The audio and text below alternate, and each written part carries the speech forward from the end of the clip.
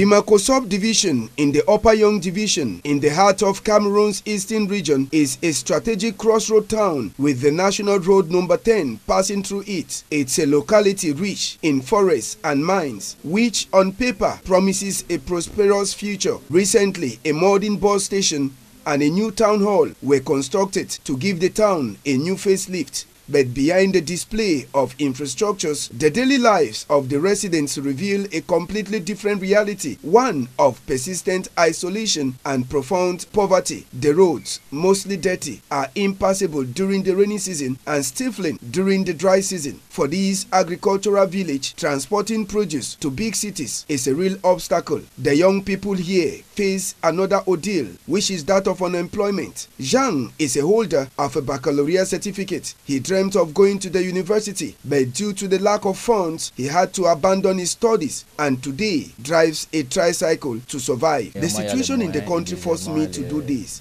and with the situation, one has to work extra hard to have a simple life than to school without getting employed. That is how I got myself into driving a tricycle. With the tricycle, he can at least feed his family. This wasn't his wish, but it's better than nothing, he says. Here in Dimako, tricycle replaces pickups in the transportation of plantains, corn, sand and firewood.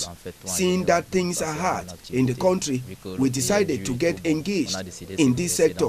We don't complain because we are managing at our level. Some youths of my age think it's schooling that will make them to advance, but after forcing without succeeding, it's better they come join me in my sector. With him are other young people who have turned tricycle business into a lifestyle in the face of lack of opportunities. A few kilometers away is Bernard. He washes cars. To do his job effectively, he uses a bucket, a brush, a sponge and a soap, a rudimentary activity on the banks of this river. We are forced to struggle this way because youths of today, if we don't struggle this way, we can't overcome. Since jobs are not readily available, we are obliged to do this rather than going to steal. If we don't do this, we are forced to work in the farms.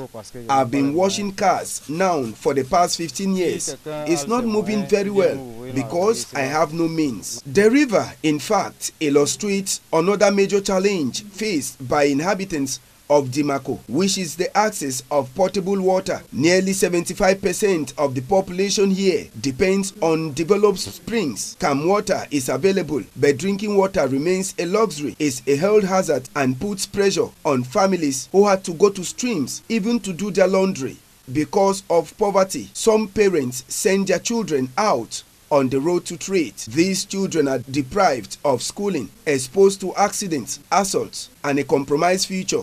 And yet, Dimako has fertile land. Cocoa, coffee, cassava are grown, and it's from this that they make their living. But without roads, without support, and with an unstable market, the wealth of this land remains imprisoned.